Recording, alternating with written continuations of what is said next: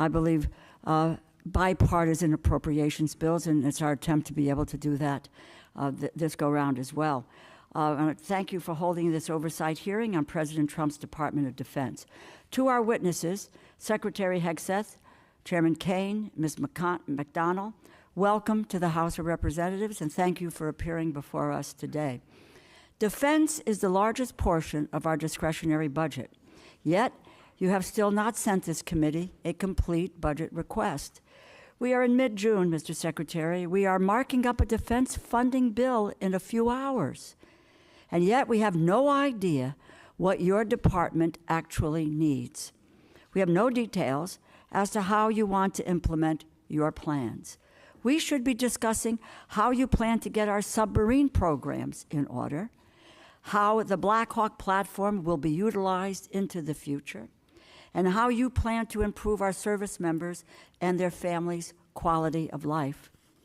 It is unacceptable for us to move forward with a defense funding bill without this information, and it is regrettable that the administration has put us in this position. If we cannot complete this process on time, we risk yet another continuing resolution, which is wasteful, inefficient, and detrimental to our military readiness. Already, your methods for funding our nation's defense programs will ever full-year continuing resolution for the Department of Defense.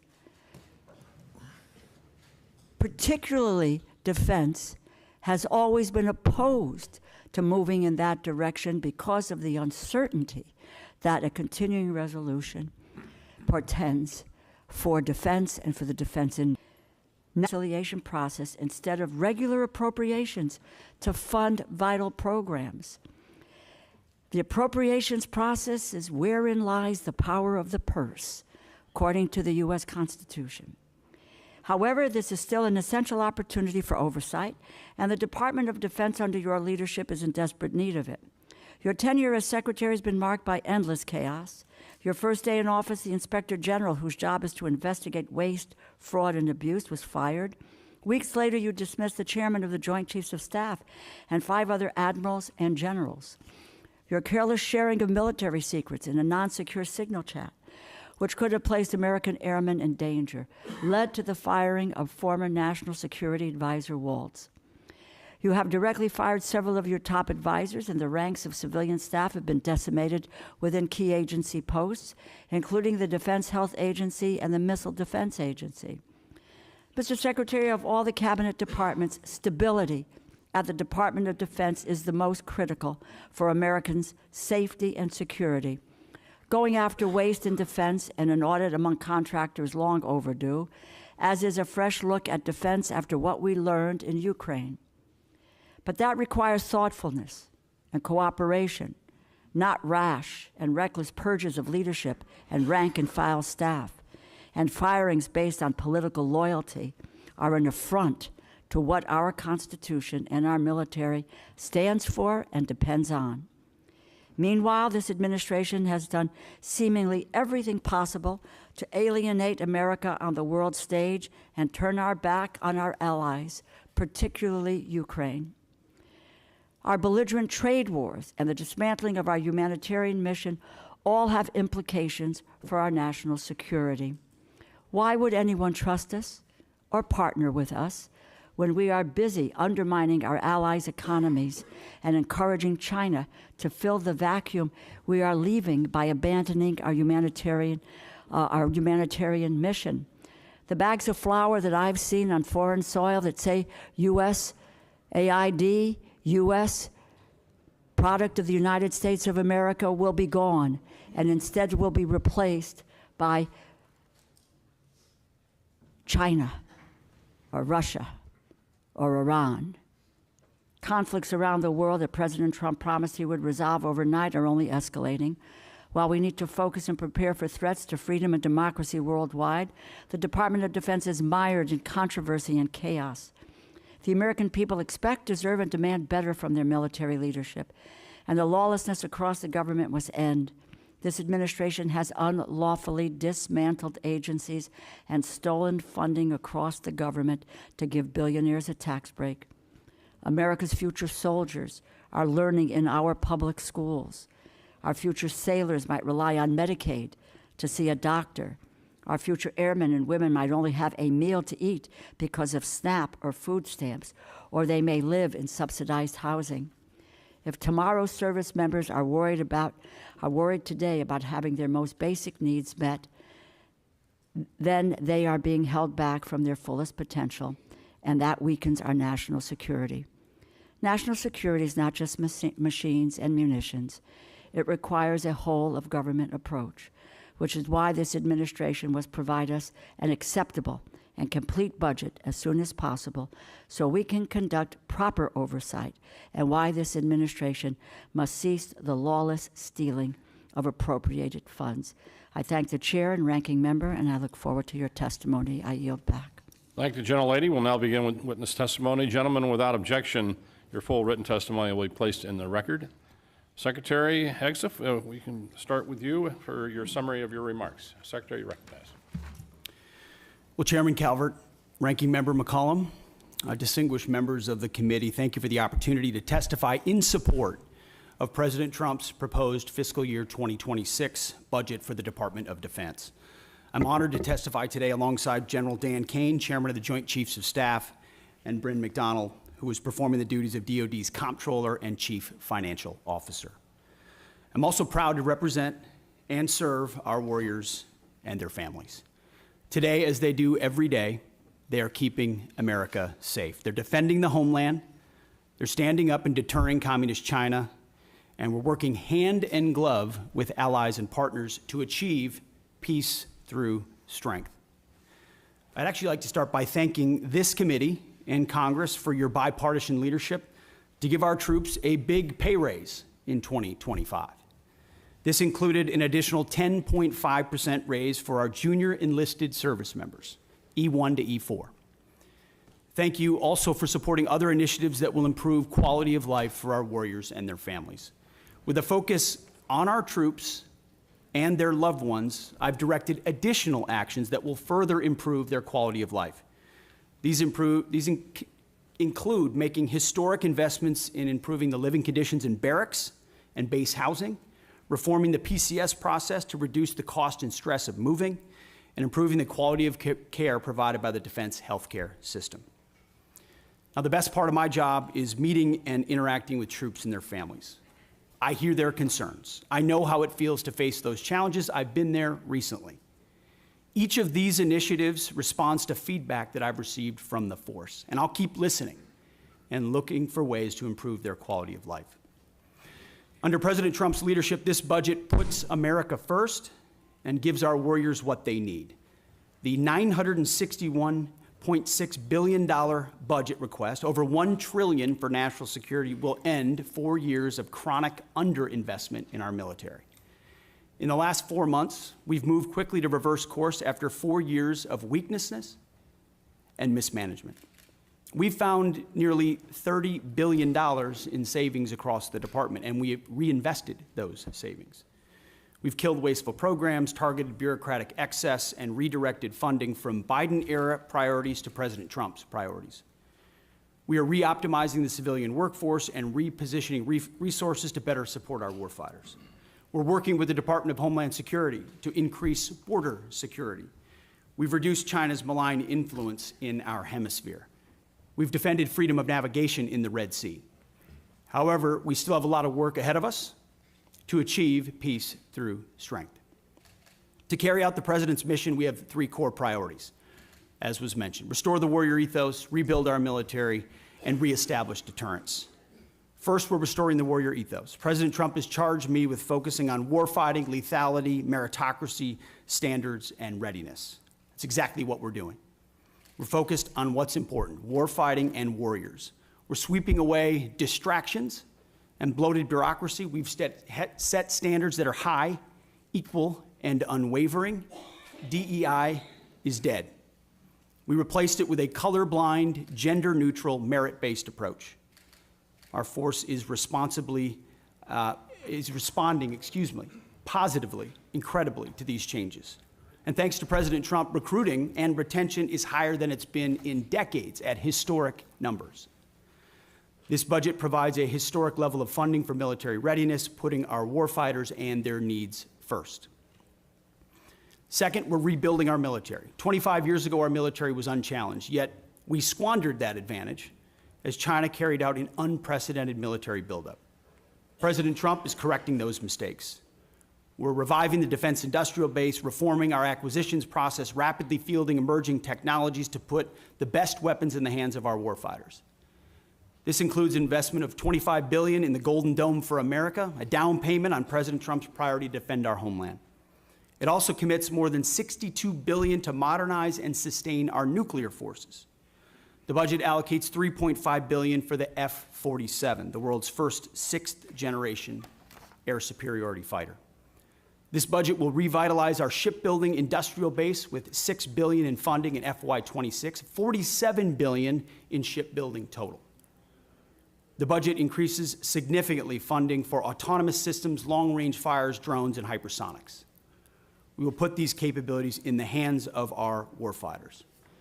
Third, we're reestablishing deterrence. When our opponent sees our well-equipped, tough-as-nails warriors, they will decide that today is not the day to test American resolve. Credible deterrence starts at home, and it starts with securing our borders. We will achieve 100% operational control of the southern border, with crossings already dropped 99.9%.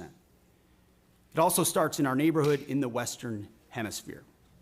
As you know, as we've said, the Indo-Pacific is our priority theater, and China our pacing threat. That's why I've traveled twice to the Indo-Pacific region to meet with our allies and partners, and they have responded.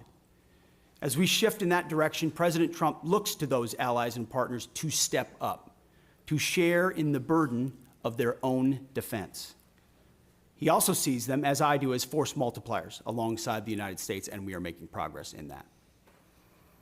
As the President has rightly pointed out, it's only fair that our allies and partners do their part. We can't want their security more than they do. So the Department of Defense is executing a common sense agenda to achieve peace through strength. The threats we face are serious, and so must our investments be. So what this budget does, it matches capabilities to threats. We must overcome decades of neglect and decline. We must fortify our position as the world's most lethal fighting force, and we must act fast. This committee is our critical partner in everything we do, and your leadership and oversight is essential. So we look forward to accomplishing these goals, to achieving peace through strength, to supporting our warriors, protecting our citizens and taxpayers together with you. May God grant us the wisdom to see what is right and the courage to do it. Thank you. Thank you, Mr. Secretary. General Caine, you're now recognized for your remarks. Thank you, Chair Calvert, Ranking Member McCollum, other leaders, members of the committee. I'm honored here today to join Secretary Hegseth and Ms. Bryn McDonald to appear before you today to testify on the President's fiscal year 2026 budget. Today's hearing reflects our shared commitment to maximize efficiency, accountability, and lethality to our taxpayers' investments, ensuring that every expenditure increases the survivability of our joint force, providing our warfighters with the advanced capabilities and capacity and cutting-edge technologies required to dominate our adversaries. I have deep gratitude for everyone in this room and your commitment and cooperation to help us deliver the capability and capacity for our 2.8 million members of our joint force, the civilians that serve alongside us, and of course their families, all required to work together to deliver, as the Secretary said, peace through strength. It is my responsibility as chairman to understand the global set of conditions, advise the Secretary, and integrate our joint forces to confront and manage risks worldwide.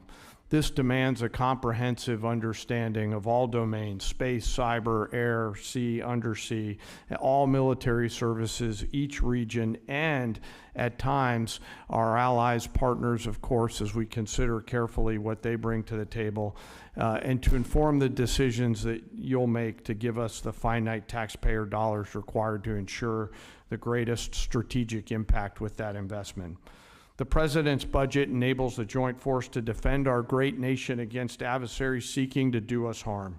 We are relentless in our pursuit of innovation and technology that allows us to deter our adversaries at every opportunity, while ensuring we're positioned to win on the battlefields of the future when called upon. This budget empowers the joint force to get after Secretary Hegseth's 3 pillars, as he mentioned: restoring warrior ethos, rebuilding our military, and reestablishing deterrence, and ensures, from my perspective, the joint force is properly armed, globally integrated, and ready. The President's budget invests in our warfighters. To win on the battlefields of future, as I said, our forces must be properly armed with the right capabilities: lethal, modern, reliable, survivable, and at scale. Victory requires people and platforms that will overmatch the enemy day after day. Systems that will be required to operate under the harshest of conditions, and technologies that will give our warfighters the decisive edge that they deserve. This budget gives us the necessary tools to reinvigorate our national and defense industrial base.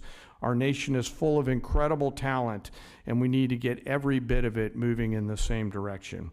This budget also helps the joint force get globally integrated. I think we're relationship entrepreneurs within the joint force, which requires us to work together with the military, our allies and partners, industry, and of course the interagency, to be connected before crisis begins. Finally, the President's budget reflects our mandate to stay ready, always on the account, anticipating the next fight, not fighting the last fight, and delivering for our force and their families.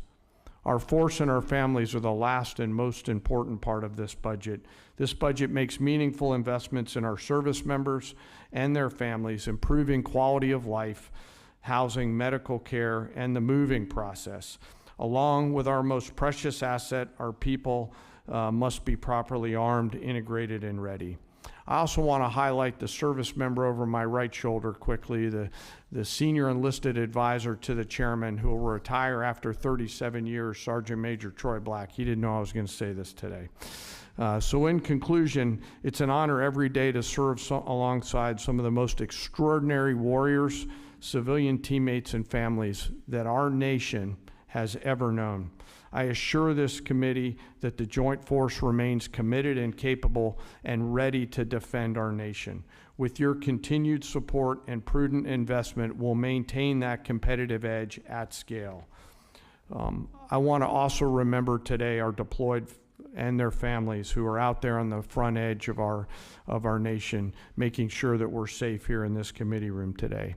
And I would be remiss, as I always try to remember our fallen and their families who've made the ultimate sacrifice. I thank the Congress for your support and collaboration. I thank this committee for your efforts and leadership, and I look forward to your questions.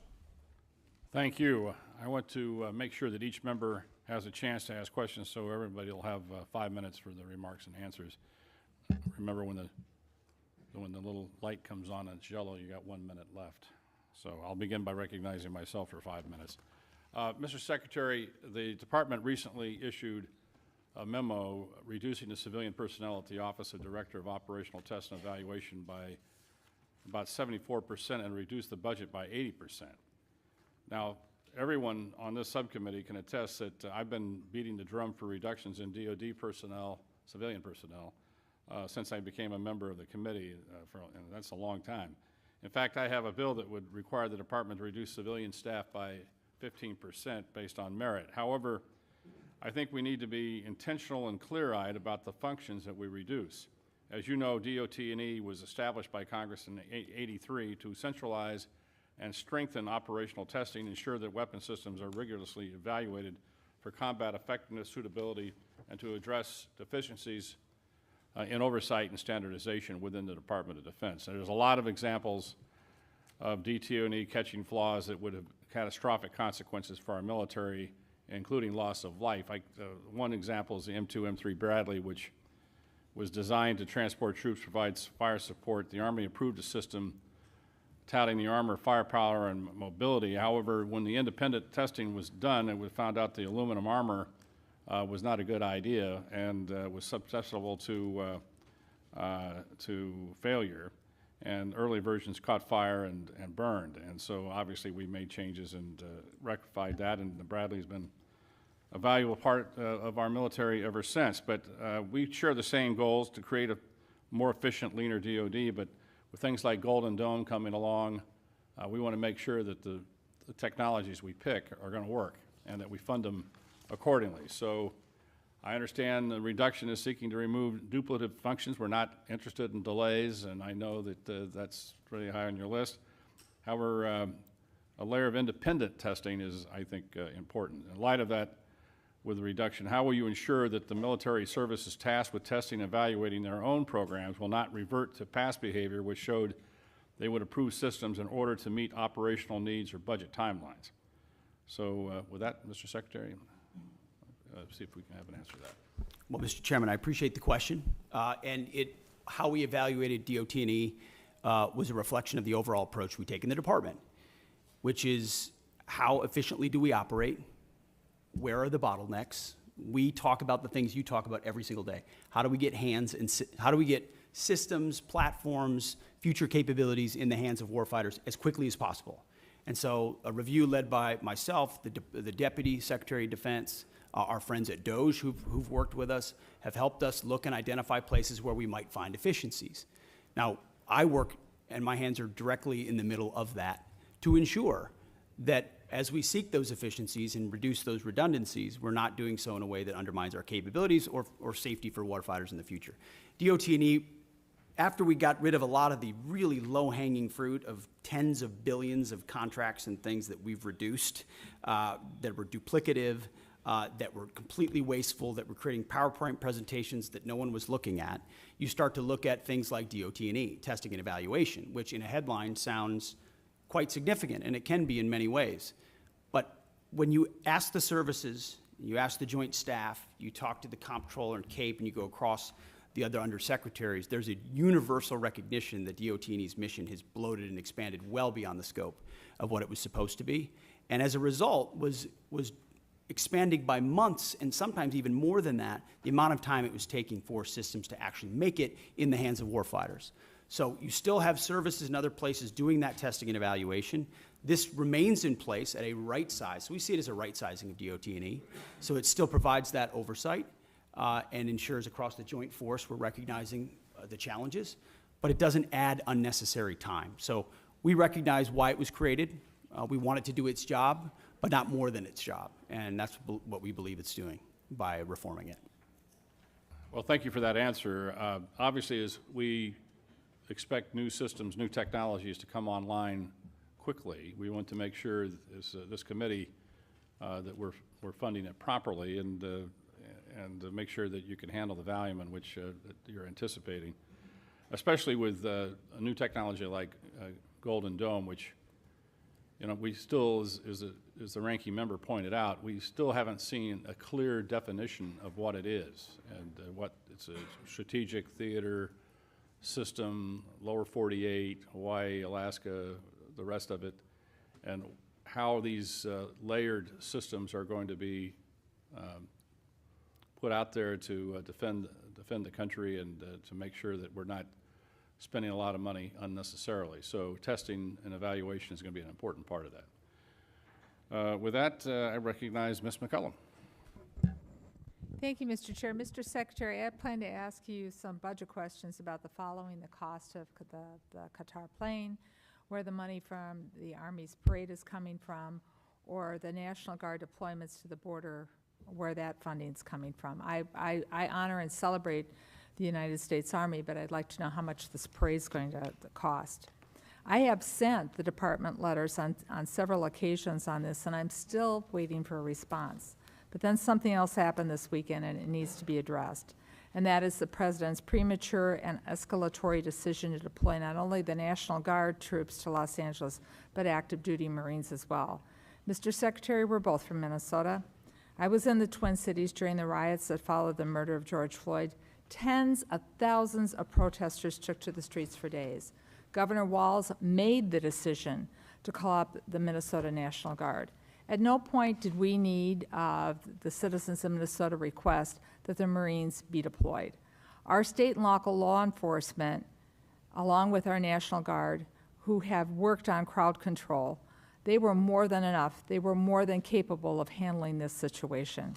History has proven that law enforcement and the National Guard are more than capable of handling situations more volatile than what happened this weekend.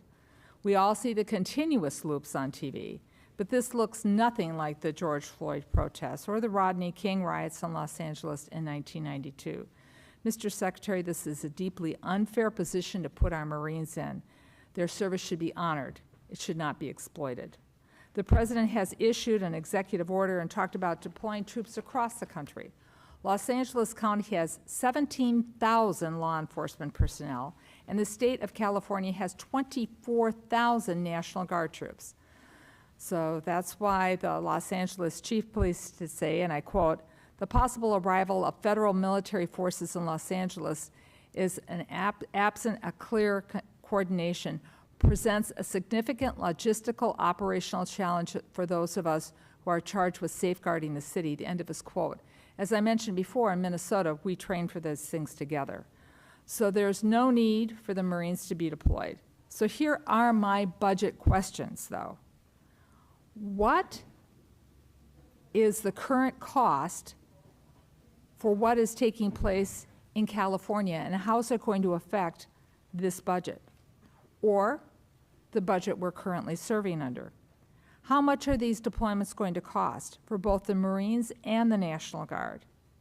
And what training or duties are not taking place because of these deployments? Where in your limited budget, sir, are you going to find, in the remainder of this fiscal year, are you going to pull the money to cover these deployments? What holes are being created? Well, Congresswoman, thank you for the question. You are right. We are both originally from Minnesota, which is why I recall 2020 quite well, when Governor Walz abandoned a police precinct and allowed it to be burned to the ground, and also allowed 5 days of chaos to occur inside the streets of Minneapolis. The police precinct, ma'am, was abandoned and burned to the ground.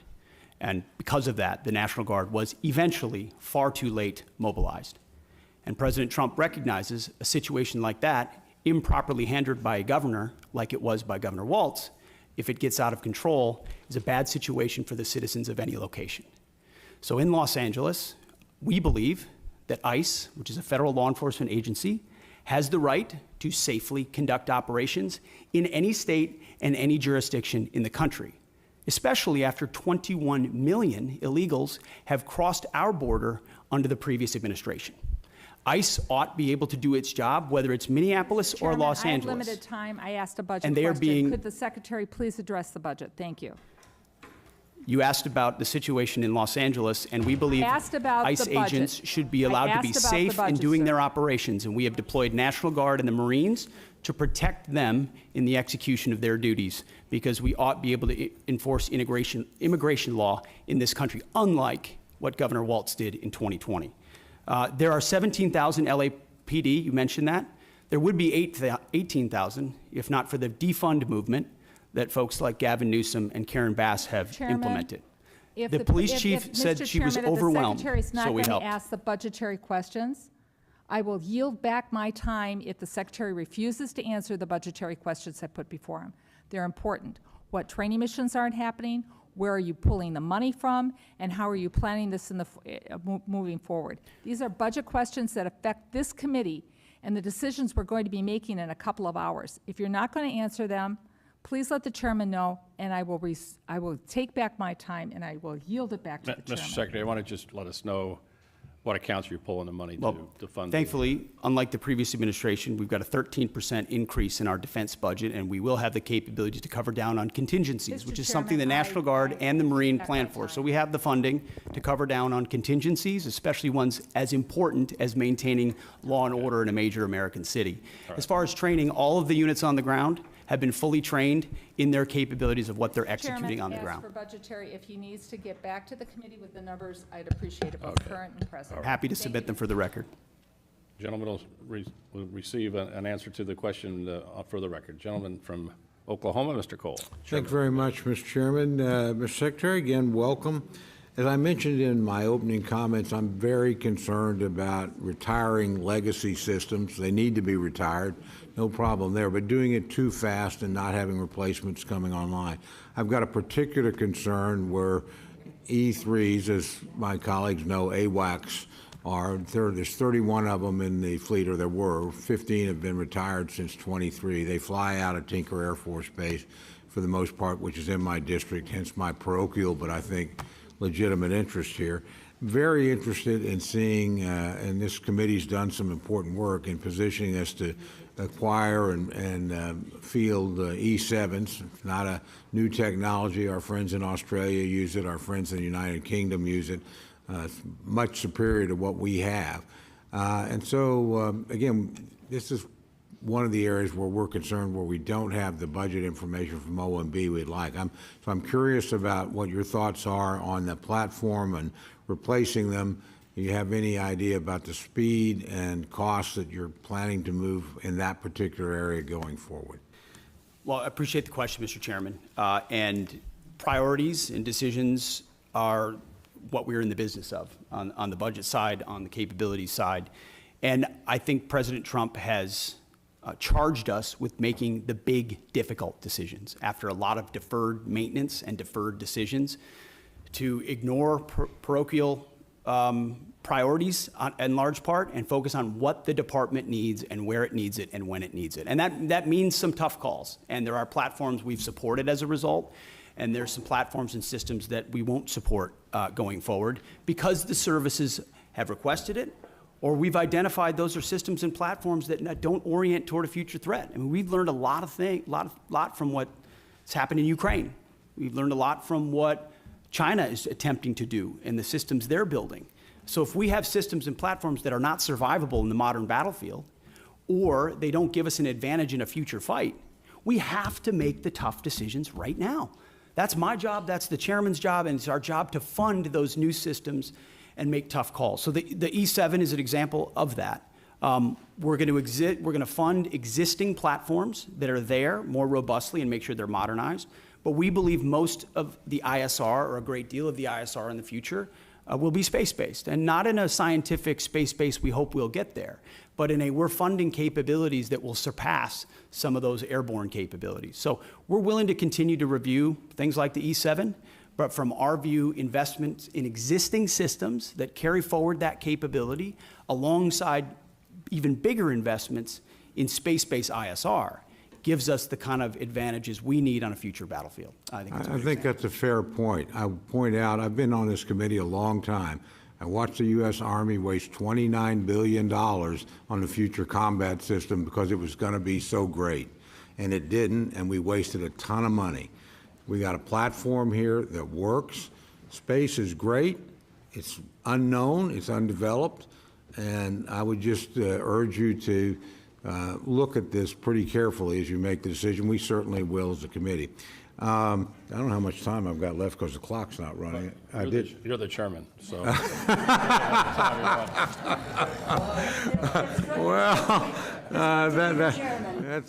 I will try and be respectful to the committee and certainly respectful to our witnesses.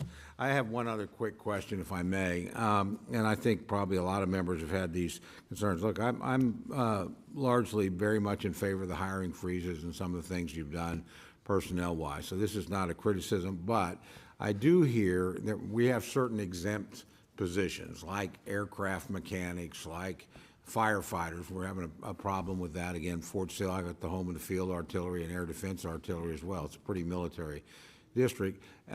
Nobody's being critical, but we're having a hard time getting, these are exempt categories, those filled. Can you sort of tell me where we're at on that? Because these are mission critical people. It's a great question, sir. It's something we're paying very close attention to. In fact, we meet on it multiple times a week. It includes shipbuilding capabilities, childcare centers. There are a lot of positions that affect our industrial base, our capabilities, or our families that we are working diligently to ensure we're getting those exceptions as quickly as possible, those waivers. But we're also trying to do right by right-sizing the civilian force, which has gotten too bloated too fast and has mostly been right-sized through voluntary separations through DRP.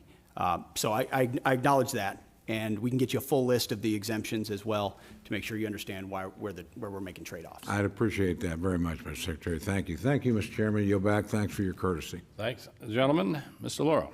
Thank you very much, Mr. Chairman. I'd like to focus, Mr. Secretary, my question on submarines and our national security, our military shipbuilding, and as I said specifically, submarines, critical investment for national security and for the economy of my home state of Connecticut. This is a yes or no question, Mr. Secretary. Do you agree that continued investment in the Department of Defense in submarine production is in fact critical to the United States national security and military readiness? Very critical. Okay, so yes, thank you, and we agree. They'll continue to be a critical asset to deter adversaries, sustain the advantage we have in undersea domain, and the Defense Department should continue to support these programs. What is the status of the department's investments in submarine programs? 14% increase in FY26 on the Columbia, and a substantial increase in the Virginia as well. So we're ensuring a submarine industrial base that has been left behind, that has been neglected, is fully invested we to make have sure we're funded the speeding submarine up on base funding here. the submarines. More than half, and you can go back to last December, but I want to move on. Do you know where our submarine production currently stands, and whether current production is sufficient to bridge the gap between current fleet size and projected need? There is a gap, but we believe we are closing it, ma'am. Yes. And if you can get to us the information about how, in fact, that you can close that gap, because we do not have any information or data that can substantiate what you're saying.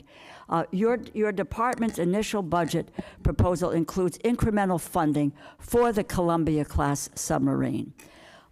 Is that going to raise alarm bells across the defense industrial base by signaling a lack of commitment to the program? No, we could not, ma'am, we could not be more committed to Columbia. The centrality in the triad, ensuring it delivers on time, it's central to the deterrent and the base of the United States. So do you know very how much committed of a to that. financial hole this will create for the defense industrial base? Will there be a financial hole for the defense industrial base in 2026? Certainly not based on our projections. There is not a hole. We're investing in Columbia robustly. Okay, without numbers, it's my understanding the department is planning to move $3.1 billion for the Columbia class from 2026 and spread it over 2027 and 2028. This creates a serious problem for industry in the short term and hampers shipbuilders' ability to reach an adequate production rate. Have you been in contact with Electric Boat or with Huntington Ingalls about your plans? Almost every day, our Deputy Secretary of Defense, alongside our Secretary of the Navy, are actively engaged with all of our shipbuilders and shipyards to make sure their needs not only are being met, but their shortfalls are being addressed so that we can close that gap in real time, which has existed. So for that quite you some time. can really lay out for us the information and which we would like to get, this committee needs to take a look at, because I know you believe that submarines are important, as I do, but getting the specific information about where we stand, what the production rate is, what gaps there may be. We're willing to listen to all of that because, in fact, in contrast to what your earlier statement was, we have, in fact, supported mightily the submarine industrial base from this committee. That has not been neglected. Do you have a plan for making the investments necessary to ramp up submarine production to the necessary elections? I would just tell you, as part of the December continuing resolution, Congress included $5.7 billion for the department to put on contract for 2 additional Block 4 and 1 Block 5 Virginia-class submarines. The Navy advised members that these funds were required to be placed on contract by February of 2025, yet the department did not put funding for the 2 additional Block 4 boats on contract until April 30th. So do we have a plan, do you have a plan for making the necessary investments to ramp up submarine production to the necessary levels? And what is that plan? Ma'am, first of all, I want to thank this committee for the flexibility alongside FY25 and the continuing resolution. Well, I would hope you would which is thank less- this committee for the a lot of funding that flexibility it provided had on the made. submarine We industrial have made a base, and we appreciate serious that. investment. So your first statement is inaccurate. We have focused squarely on submarines, and we're now want to know where that is going and what your plan is for the continued advancements to meet production levels and make sure that that is an area that's covered for our national security. Ma'am, I fully acknowledge the investment this committee has made in shipbuilding, and the challenge is our department under the previous administration squandered a lot of that by Please, not I investing don't. properly. I want your plan.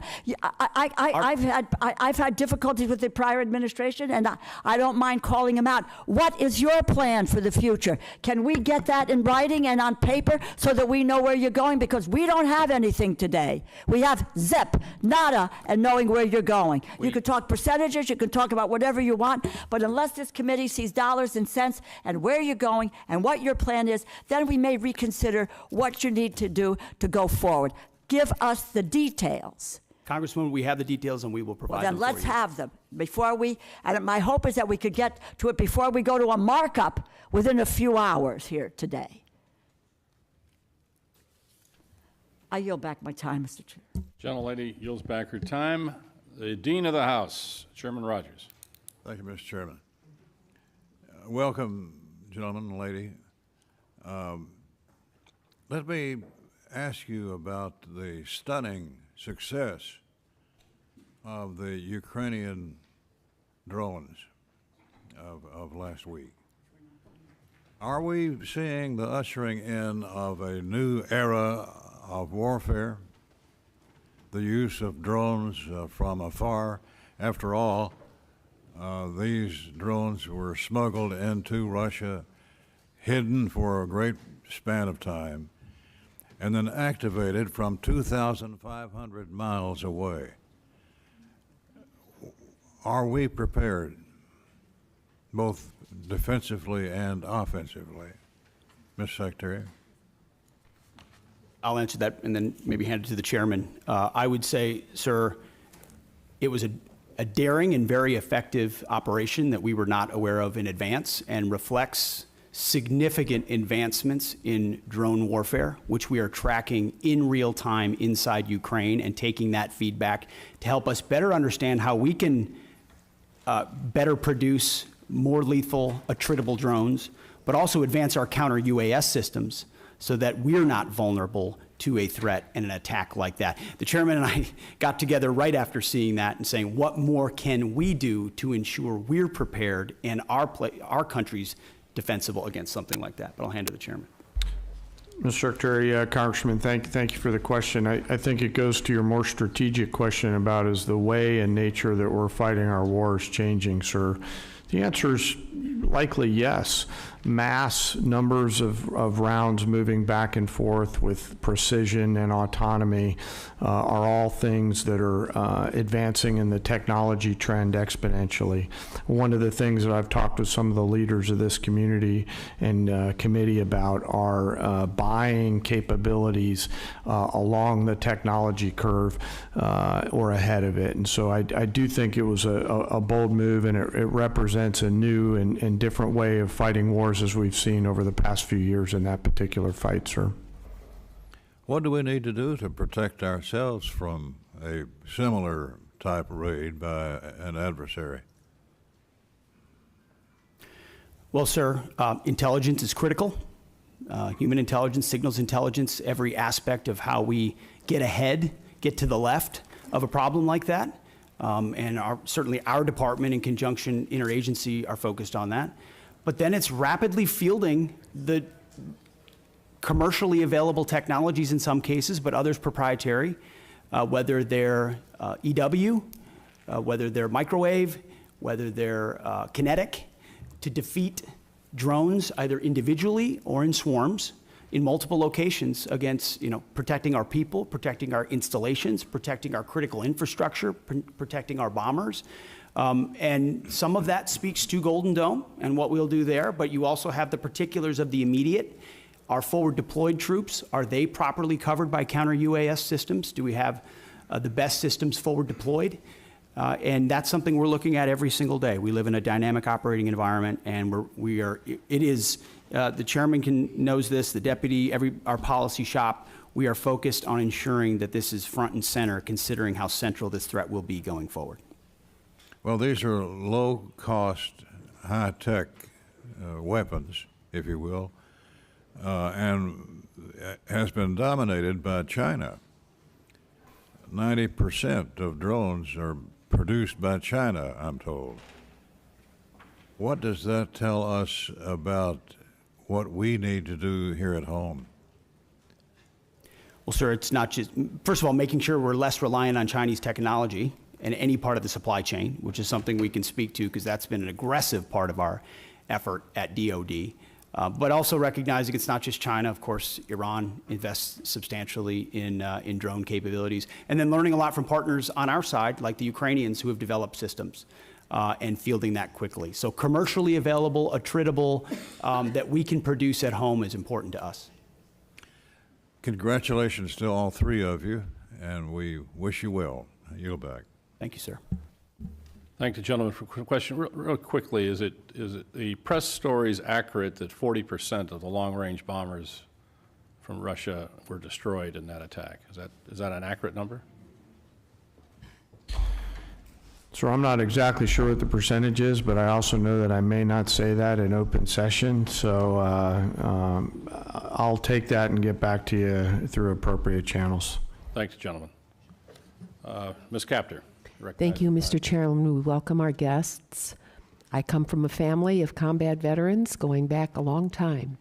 And my comment is the use of certain words and what they imply. When I hear warrior ethos, and I hear it a lot from you, Mr. Secretary, I'm concerned.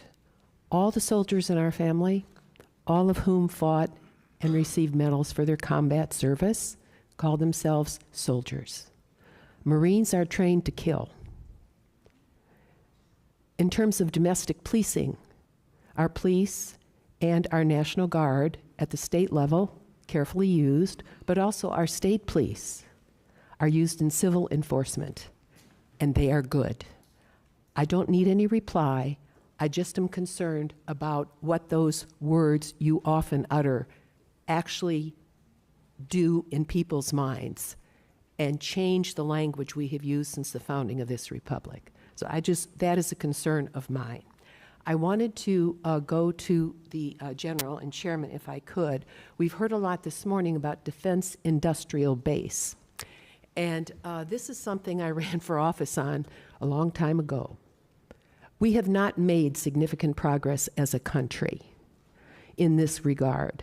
And the places that made things, whether they were machine tools, whether it was composite materials, were left behind. It's one of the reasons for the division in our society. So I am very interested in knowing what specifically and in which accounts, and I hope you can get this back to us within a week and a half, you are going to focus on in order to inject additional resources in the defense industrial base of this country. What will that look like? We are just successful now in helping steel to revive and some of our composite metals. 40 years ago, I wrote a title to the defense bill dealing with strategic metals. Nobody at Department of Defense cared, okay? So I'm interested in which accounts, if you could kindly get back to me on that, and when you say defense industrial base, budget-wise, in which accounts, what does that mean? All right, I don't expect you to answer it now. Can you tell me when you might get that information back to us? Well, ma'am, you just said a week and a half, so I know the awesome humans behind me are scribbling madly to come back to that. Can I just make a quick comment? You know, I happen to be a lucky guy that served in the private sector for a while, and I ran a machine shop in Texas along with a metal finishing business. So when we talk about defense industrial base, I broaden that out to really the national industrial base.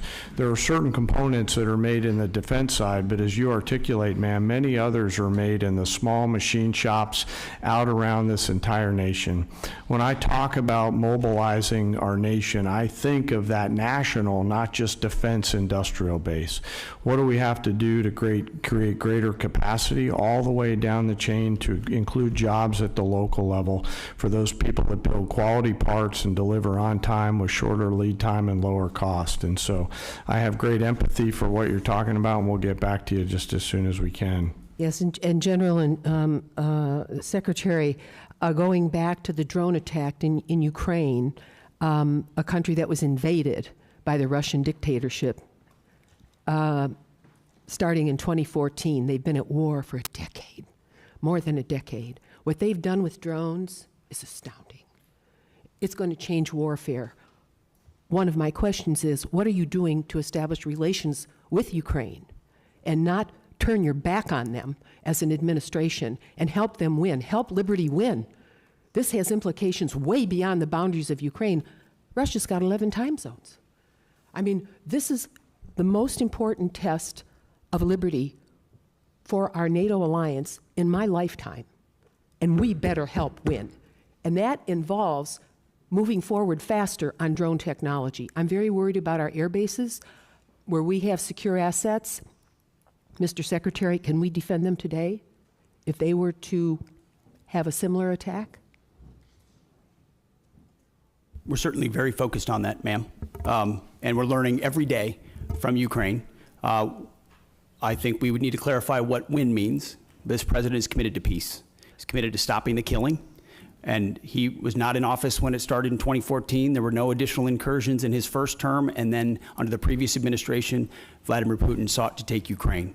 We're committed. This administration's committed to peace, to stopping the killing, and we think that serves Did you just American leave interests. Ukraine, Mr. Secretary? Did you just leave Ukraine? Young lady's time's expired, but if you can get I did back not leave to Ukraine. us on that. No, that Have would you be great. visited Ukraine? No, ma'am. My first trip No. there, sir, was 1973. I yield back. Time has expired. Mr. Carter, you're recognized for 5 minutes.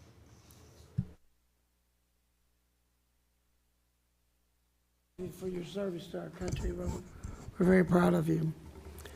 I'm fully supportive of the Army's outgoing modernization efforts and the recent Army Transformation Initiative that combined the Army's Future Command with TRADOC to become the Transformational and Training Command. How are you both going to create a partnership between the Assistant Secretary of the Army for Acquisition, Logistics, and Technology, and this new command to ensure the acquisition authorities are modernized and synchronized to achieve the maximum lethality and deterrence? I'll take that. Maybe I'll hand it to you, Mr. Chairman, as well. We are very encouraged and supportive of the Army's transformation initiative.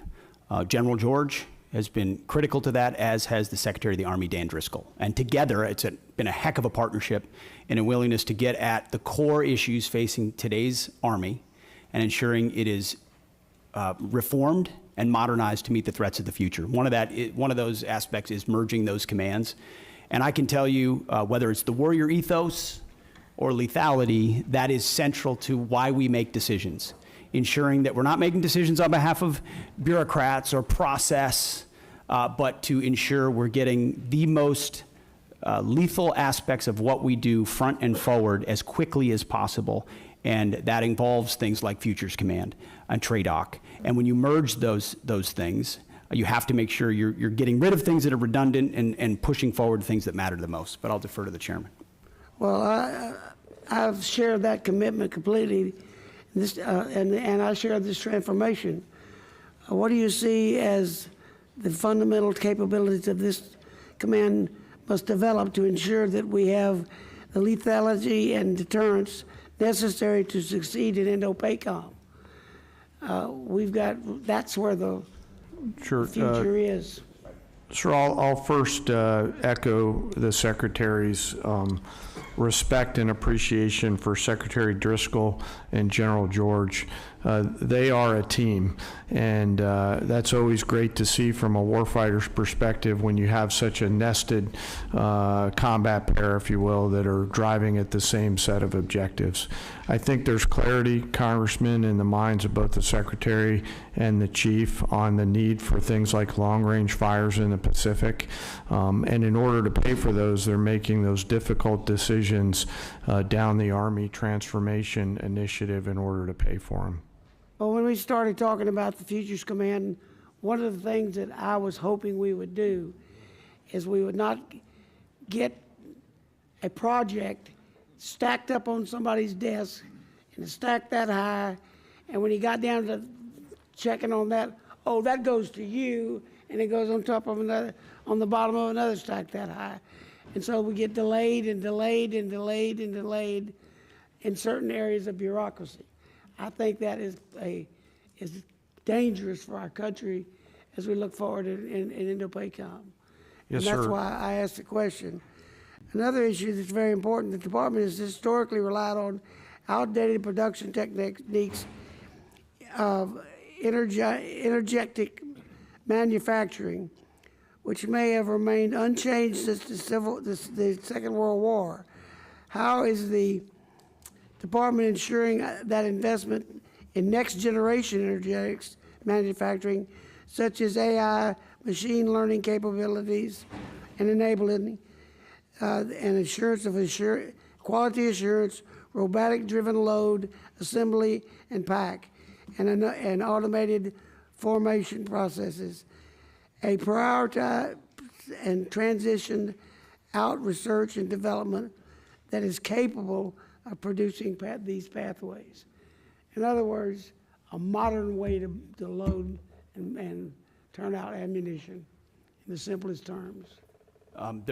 We're robustly funding things like DIU, like SCO, like the Office of Strategic Capital, to ensure that commercially available options, other companies are able to compete that traditionally are not involved in procurement at the Defense Department, so that the valley of death is eliminated, and you're able to bring in actual competition and dynamic solutions.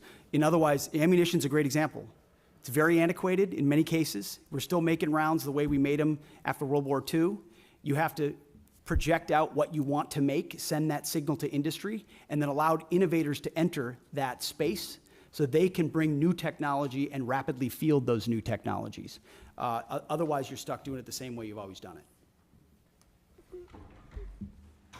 Sorry, I was going to add something, but I'll hold off if you're going to roll. You can get a written response to the Yes, sir. gentleman from Texas on that. That's a concern to all of ours, is to modernize our manufacturing capability for we can get back manufacturing to the United States. Well, Mr. Cuellar, you're recognized. Thank you, Mr. Chairman. Mr. Secretary, and all three of you are welcome, and thank you for your service. I represent an area from San Antonio all the way to Laredo, the border. In San Antonio, we got Joint Base San Antonio, the largest joint base in the Department of Defense that contributes over $151 billion to the Texas economy. We support 266 mission partners. San Antonio also has the second largest cyber footprint in the nation, hosting the 16th Air Force cyber. And then, of course, the military facilities that are the best in the country also. Along with that, going down to Laredo, the largest port in the country, 9th largest in the world after 8 Chinese ports. Number 9 in the world is Laredo. And my question, Mr. Secretary, has to do with one of your plans, and ask you to, welcome you to San Antonio, let the San Antonio folks come in. It has to do with Army, U.S. Army North and U.S. Army South. I'm not going to go with their missions or critical mission, but what concerns us in San Antonio, both the Democrats and Republican members of Congress and senators, we're concerned that, in setting up a Western Hemisphere command, which I think it's a good idea, that you move it away from a place like San Antonio, where, you know, we have the infrastructure, the personnel, the community partnerships to work with you on this. And I say this because I think your testimony has about 11,900 troops that are down there working with the Homeland, which I support. And keeping in mind what's happening with the cartels in Mexico and other places, I would ask you to, you know, when you look at this Western Hemisphere Command, that you don't move it 1,500 miles away from the border, especially in a place like San Antonio. I think we got a few Texans here that can talk about the rest of the state of Texas, and some wannabe Texans also that can talk about what the facilities we have. But I would ask you to, as you consider this, to keep the command, Western Hemisphere Command in San Antonio. Well, sir, count me amongst some of the wannabe Texans. Tennessee's close enough. Hey, we got no state income tax. Keep that. It's true. I appreciate that concern. It is something that has come up multiple times in conversations with Secretary Driscoll and General George in reviewing their Army modernization plan and consolidation, with the recognition that some of those changes, when we go through a posture review and as we're looking at commands, are going to include some tough choices. Some of that includes ranks and positioning, but you still are going to have, at some level, a south and north bifurcation. The question is where that is headquartered, and we are in an ongoing review on that, of exactly where that will shake out. But I would encourage continue deliberation with Secretary Driscoll. They have been thoughtful about it and will continue to be. And I understand that there's decisions that have to be made, efficiencies and all that, but just ask you, as you look at that, if we're doing so much investment on the border, yeah, we already got the infrastructure down there in San Antonio and all the support from the other military bases across the state of Texas and the partnership, I would ask you and the Secretary to, you know, to please, before you make a decision, go drink the water, go, feel what we have in San Antonio and the surrounding areas in Texas, to consider that instead of just making a decision by the paper on that. And certainly ask you to consider also the second largest footprint that we have at cyber there in San Antonio, and working with a top cyber university, UTSA there. And of course, the military facilities that we have, which are in the best. And certainly during the Afghanistan and Iraq war, that area was looked. So I just ask that before any decisions were made, consider making a trip to San Antonio and have your folks understand. I know some of y'all have been in Texas before, and would ask you to look at that. So with that, Mr. Secretary, and all of y'all, thank you for your service. Well, noted, sir, and thank you for your contributions to securing the border, which has been a huge priority for President Trump. We're going to get 100% operational control, and it's because of support from folks like you. Thank you. Thank you for your service. Thank you. Thank you, gentlemen. Chairman Womack. Thank you, Mr. Chairman, and my thanks to the to our witnesses here today. Secretary Hegseth, General Caine, thank you from the bottom of my heart and on behalf of this committee for your service to our nation. Obviously, we face a number of challenges and pacing threats across the globe in all domains, and we have to ensure that the joint force is ready to fight and win our nation's wars. So let me begin with General Caine. What risks do the recent force structure changes or proposals in the Army and Marine Corps present to the joint force, given your global force integration responsibility? Can you speak to that for a minute? Yes, sir. And I'll be mindful of the environment that we're in and speak broadly, and thank you for the question. We are having to make some difficult choices to pivot some of the combat capability that we have now to the combat capability that we need in the future. Both services, alongside the Department of the Navy and the Department of the Army, are making those changes in order to provide us with the combat capability and capacity that we need at scale to create the dilemmas that we have to deliver for the joint force and our adversaries. So at this point, you know, we're doing the right pivots, Congressman, to make sure that we have the right depth that we need. Secretary Hegseth, both of you understand the unique value proposition that the National Guard provides the joint force, having served. And gosh, for a long time, it was just me and Hal Rogers up here as the Guard guys. So it's good to have some company. As we're looking to be efficient with federal dollars, I always kind of believe that the Guard and the reserve component structure in general brought what I called value to the force. That I realize it's probably not at the same level of proficiency that the active duty counterparts might have, but they bring value to the force. And when we need to surge responsibly and quickly, then the Guard and Reserve are certainly at the ready to do that. My question is pretty simple. Can you both commit to ensuring that the National Guard component is resourced and equipped properly to meet not only today's operational demands, but those in the future? And I ask this question having had experience back in the day when the National Guard was more or less a reserve force, and it was only after 9/11 that we began to use the National Guard in a truly operational form. And I thought it did a lot of great things for the Guard. I thought it brought value to the force, and I worry sometimes that we may, you know, pivot back to the time when the National Guard is relegated to more of a reserve structure rather than able to surge with our forces in a moment's need and be able to deliver combat capability and combat service support capability when needed. Can you speak to that, Secretary? Sir, I think it's an excellent point. It does, the National Guard and Reserves bring great value, not to mention the civilian skills, the additive civilian skills that they bring. Completely recognize the shift that happened after 9/11. I was a part of that, as were many people in the Guard of our generation. I think we're entering an even another phase, especially under President Trump with his focus on the homeland, where the National Guard and Reserves become a critical component of how we secure that homeland and apply those civilian sets across the spectrum. So when you're looking at, say, the Army, for example, what we need in the active Army vis-a-vis the National Guard will not be a reflection of what we need or don't need. It will be a right sizing of where that particular application would be best used. And the National Guard is a huge component of how we see the future, sir. General Caine. Sir,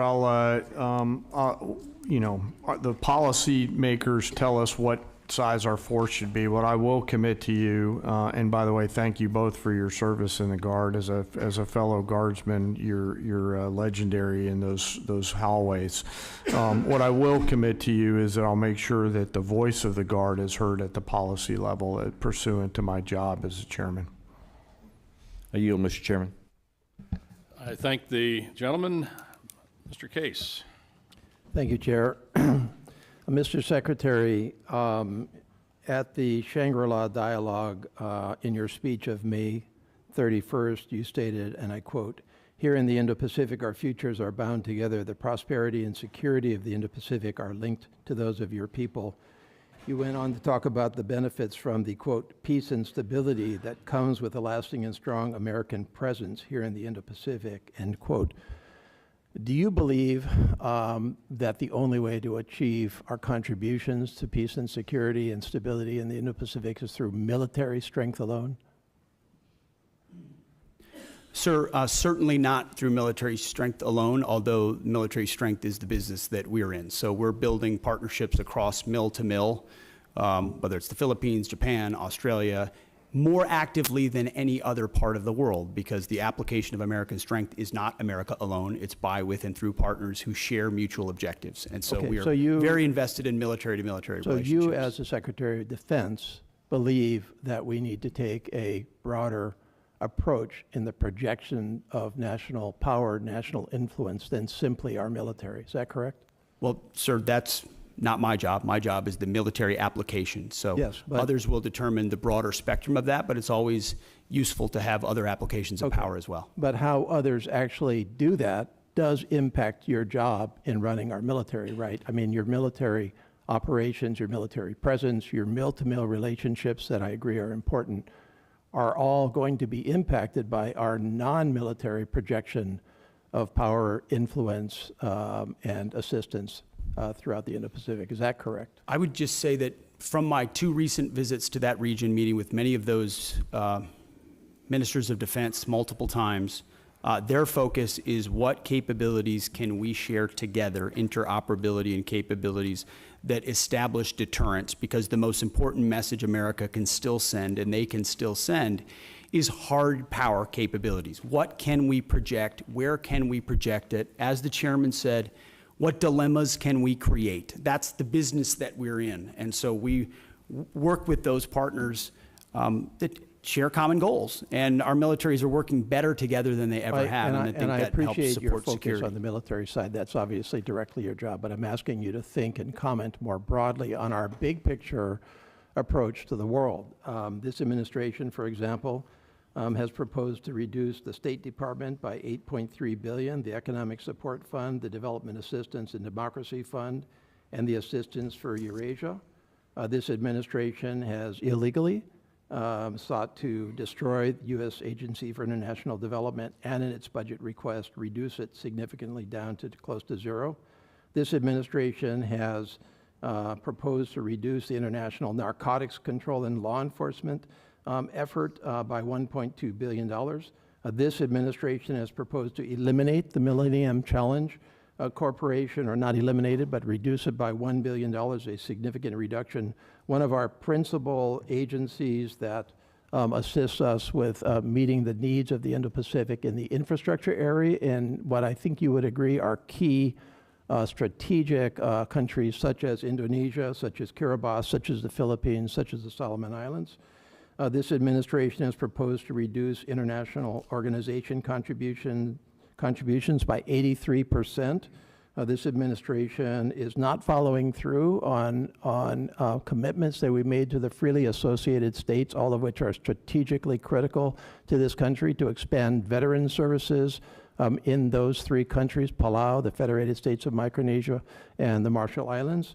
This administration appears to be slow walking the resurgence and expansion of the Peace Corps throughout the Indo-Pacific. Do you think that that will affect your job in the military space with your relationships with those countries? No, sir. I would add to that list the elimination of most USAID programs, which I don't hear anything about because a lot of them were wasteful and duplicitous, and I'm glad we got rid of them. Well, I've had those conversations as far as with those you mentioned countries. international organizations, the 83% reduction. Again, I hear nothing about that because Have most you of those talked to those international countries? organizations are not serving U.S. interests, Mr. and so we shouldn't Secretary, be have you funding them talked to if they're those not countries serving about U.S. the interests. impact? So I don't hear from our allies problems about that. Well, I because don't think you're talking to the those right were not people. part of their calculus Yeah, of American if you power. talk to any one of those countries, they'll tell you that they're deeply concerned with the reduction of non-defense dollars, and it will in fact influence our presence and our contribution to your stated goal of peace and stability and I think they security respect in that the we're Indo-Pacific. reducing waste on programs that aren't actually affecting Gentleman, change time's on the ground. expired. Mr. Diaz-Balart. Thank you, and to 3 of you, thank you. Thanks for being here and thanks for your service. Mr. Secretary, I have 2 questions. First one is, and you mentioned recruitment at the beginning. During the last 4 years, we got used to just hearing how the recruitment was not doing well, and it was just the new reality. And then all of a sudden, that reality has changed. If you can comment on why that reality is, I think a lot of us know, but if you could talk to us a little bit about this new reality, which you don't hear much about in the press, about how that has changed dramatically. Question number 1. Question number 2 is, a number of years ago, Southcom was moved from Panama to South Florida. There's a lot of reasons for that move. It was to get it because it was in close proximity with others like GIATA South, Special Operations Command South and Homestead, Joint Task Force Guantanamo, the Joint Task Force Bravo in Honduras, the U.S. Coast Guard 7th District, which is the busiest district in the entire country. but also because in South Florida, you have this multicultural, multilingual community. And as you know, Southcom deals with multiple countries, 40 different languages. And so it was not just a cost savings potentially, but it was also made a lot of sense. I believe that continues to be the case. Nothing has changed. If anything, what's changed is that the Western Hemisphere has gotten a lot more dangerous. And obviously we have Iranian influence, Russian influence, Chinese influence.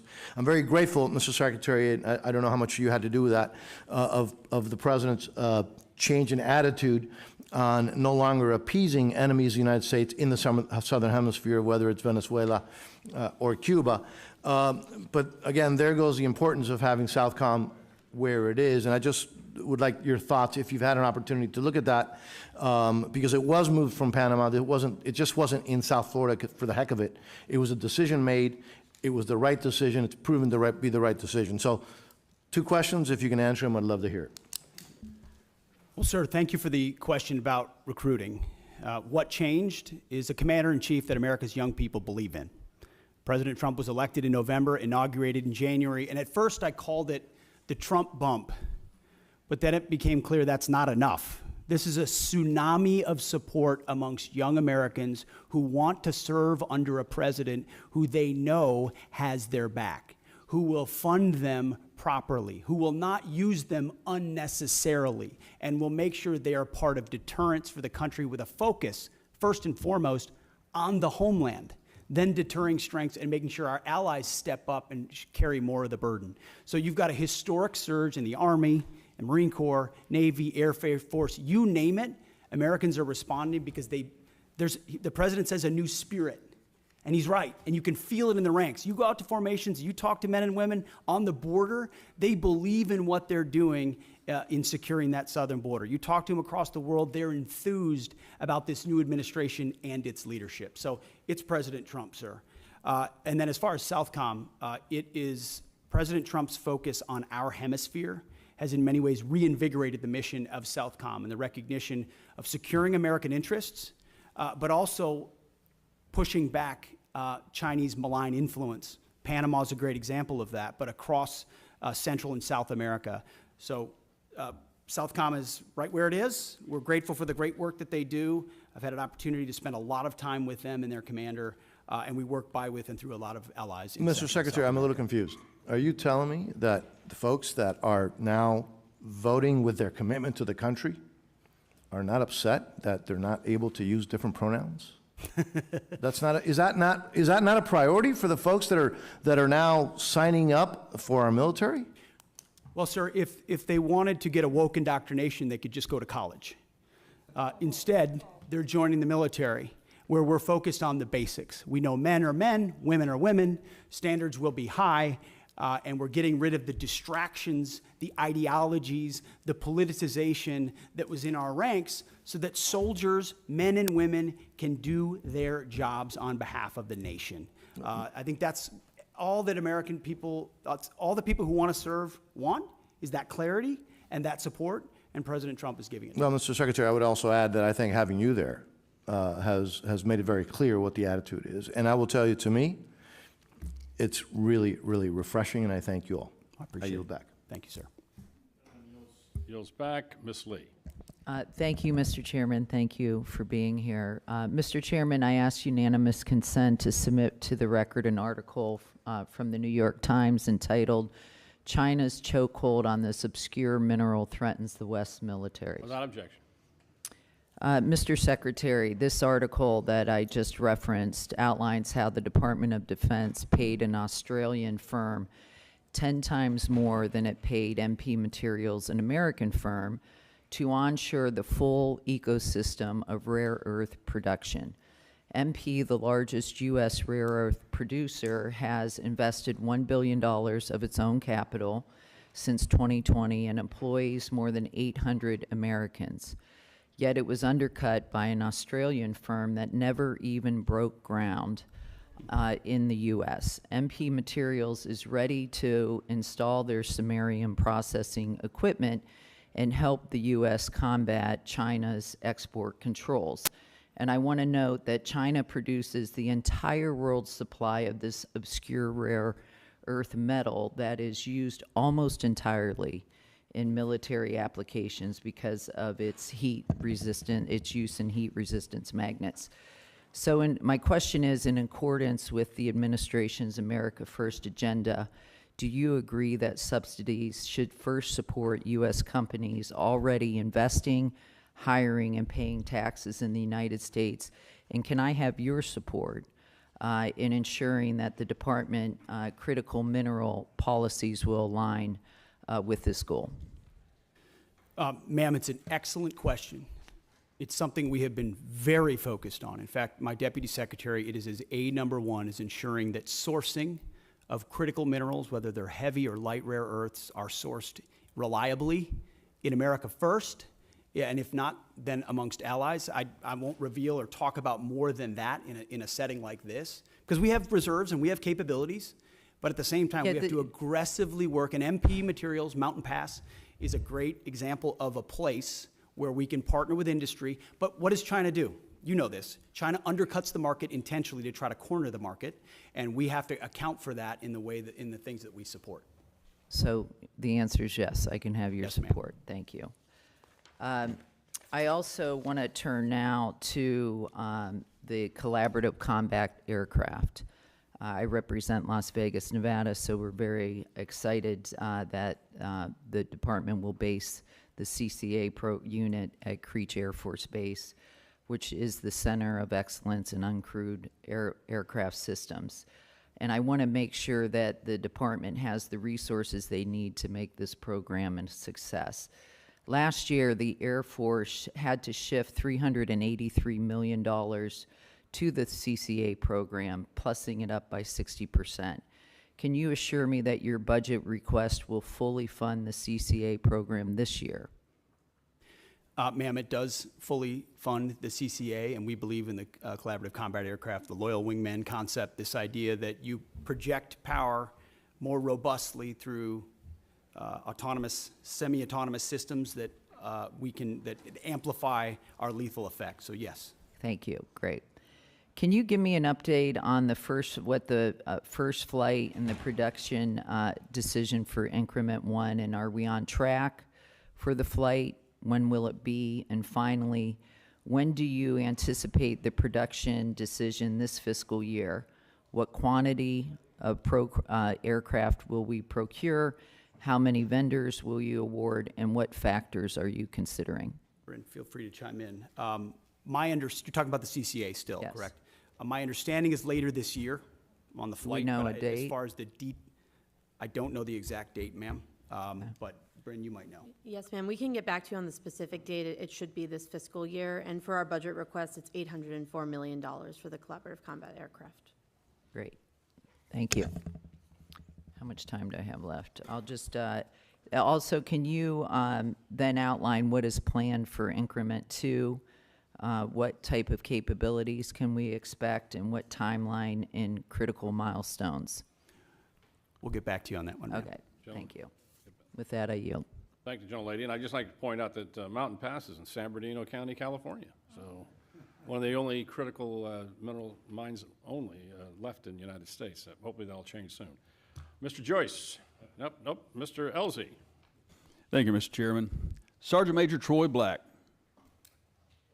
thank you for all your years of service. You've been serving this country since Ronald Reagan was president in 1988. You leave behind a distinguished career in uniform, wearing that uniform, service to your country. You have served as the senior enlisted advisor to the Commandant of the Marine Corps and now to the Chairman of the Joint Chiefs. And I think, but what will be most missed, if you didn't know this about him, in 2010, he received the Bronze Star with a Combat V for running across several hundred yards of mine-in-placed fields to pick up a fallen Marine. You're a Marine's Marine. You will be missed. You are the pride of Louisville, Kentucky. And I'd like to say, on behalf of this committee and our nation, we're grateful, and fair winds and following seas.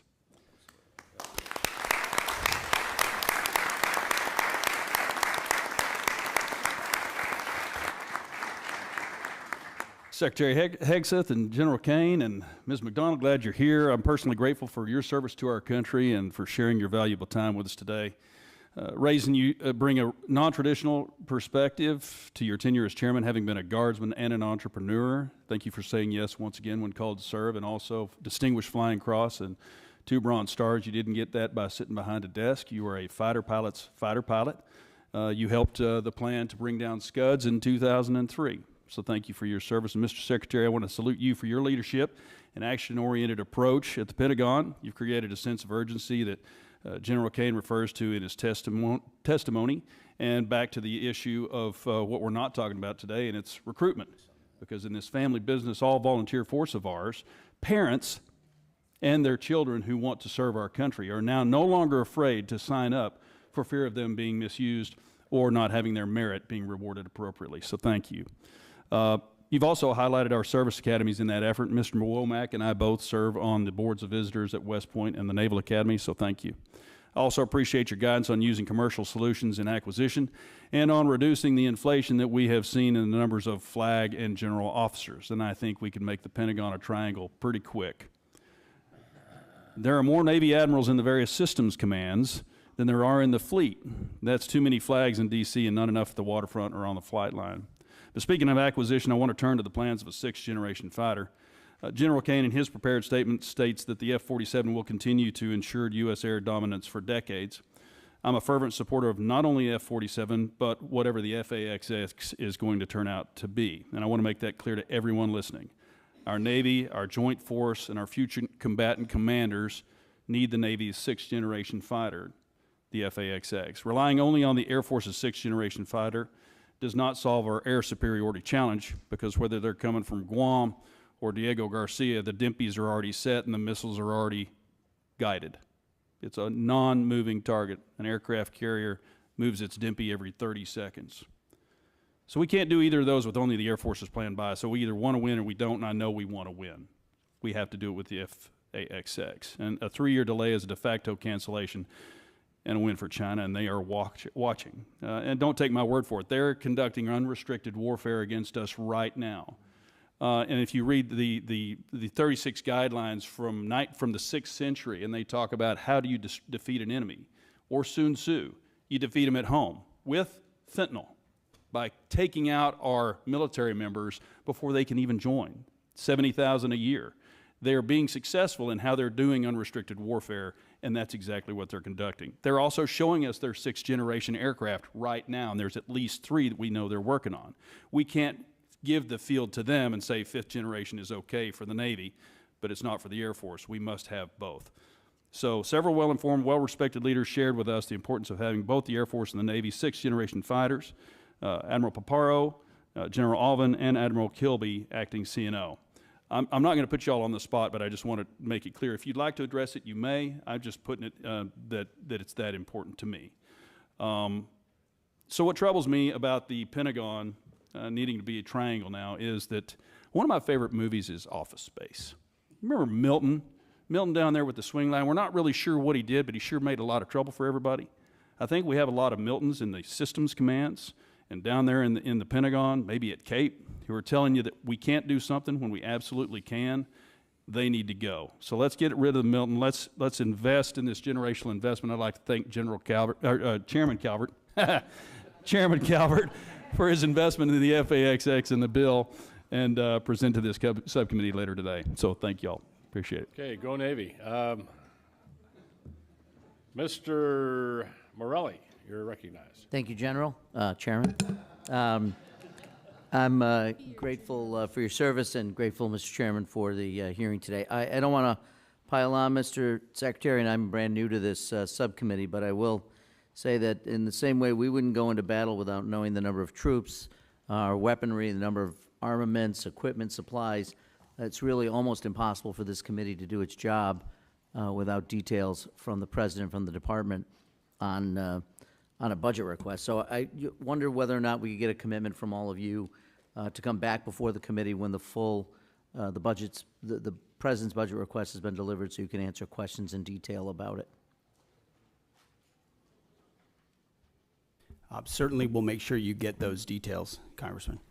Well, getting the details is important, but also being able to answer questions about those details and what they mean, I think would be helpful. So obviously, this is the chairman's decision, but I would ask you to consider coming back before the committee when the president's budget request is submitted to us, so we could get your sense of the various items in it. I want to go back to a topic I think Ms. Capter raised, which is Ukraine, and I really appreciate your comment that when you referred to partners on our side like Ukraine, so I'm glad we still consider them partners on our side. Last week, the Ukraine Defense Contact Group met in Brussels. I know we did not attend, you did not attend, and I don't believe you appeared even remotely, but that was a meeting which allies coordinated billions in aid to help Ukraine. We're talking about funding right now without a budget, without a plan to sustain U.S. support in what I consider the most serious conflict in Europe in a generation. So can you at least give us a sense, Mr. Secretary, of the presidential drawdown aid authorized through January 20th? Do you know how much has actually been delivered? Just the presidential authority that was given through January 20th when the new administration took over.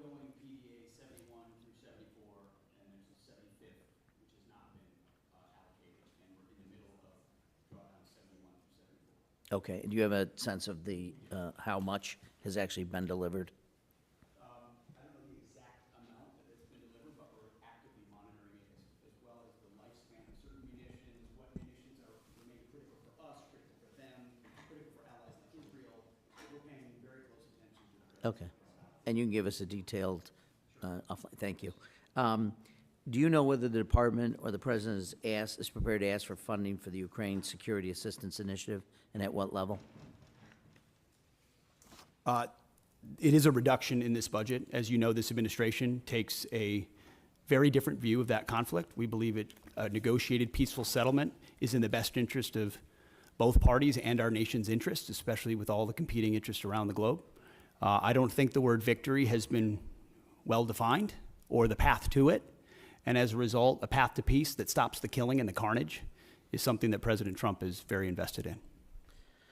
Well, look, I would certainly, I think I would define victory as making sure incursions, illegal incursions by the Russian Federation into Ukraine, which is a sovereign nation, would be a victory, but I'll leave that aside. I want to just touch briefly on, with the limited time I have, the President has announced $175 billion Golden Dome. It's been talked about. I know that what has been talked about, we understand that reconciliation includes a $25 billion down payment. We haven't really received much in clarity on the specifics. Can you tell me what the $25 billion will be used for? Excuse me. There are many specifics that are not fitting for this setting. We're happy to get you at the appropriate level the specifics you request.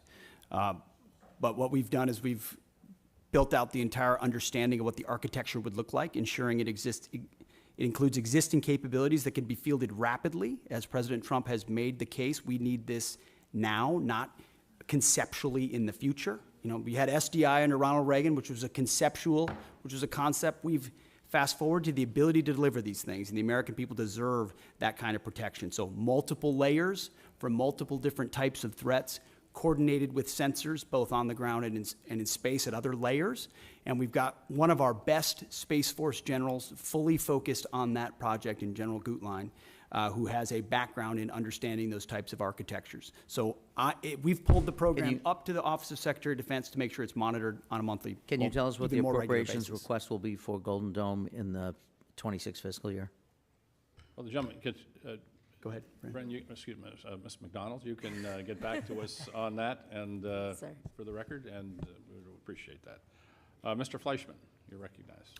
Thank you, Mr. Chairman. Want to welcome Secretary Hegseth, General Caine, and Mrs. McDonald. Thank you. This has been an outstanding hearing. Let me just say this. The world is a dangerous place. The nation is a dangerous place.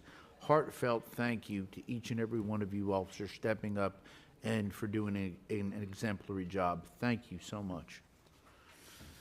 As most of you know, I represent the 3rd District of Tennessee. That's the Great Oak Ridge Reservation, birthplace of the Manhattan Project.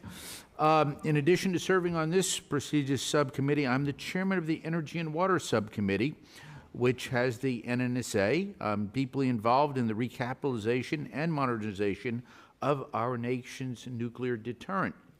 It will come as no surprise I have concerns about both our progress and posture. Our progress is a concern as we are recapitalizing the entire nuclear deterrent all at once. Meanwhile, Russia has recapitalized its triad minus some bombers, and China is rapidly expanding its numbers and fielding a triad. Of course, there's also North Korea and the looming prospect of a nuclear Iran. As we focus more on the Pacific, our post-Cold War posture is a concern due to the lack of in-theater non-strategic nuclear weapons. This creates a deeply worrying capability gap in the most critical theater. I'll ask my questions and ask for your answers then. First, Secretary Hegseth, given this troubling strategic threat picture, what is your outlook on the current pace and scope of nuclear recapitalization? And then General Caine, what are your ideas to fill this non-strategic nuclear capability gap in the Pacific? Are there any ways Congress can better support the department's efforts to meet these increasingly tight deadlines? And I'll listen to your responses. Thank you. Sir, thank you. First, if I would just take liberty, both the chairman and I have taken up almost all the oxygen from Bryn McDonald here.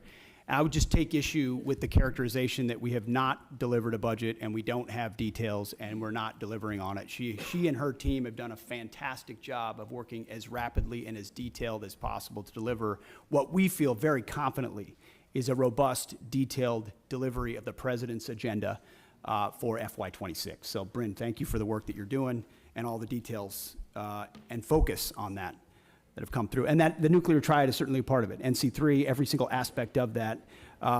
Sentinel with the Nunn-McCurdy breach has to, we are taking a very hard look at that while fully funding it. Columbia class, critical. B-21, which for the most part has been a success story, but needs to be continually monitored as any major platform does. And then the SLICM-N as well, investing in that capability, considering the advantages we have on the submarine side. So we are fully funding, in fact, even more so in most cases, that capitalization and modernization, which we have to, considering what our adversaries are up to.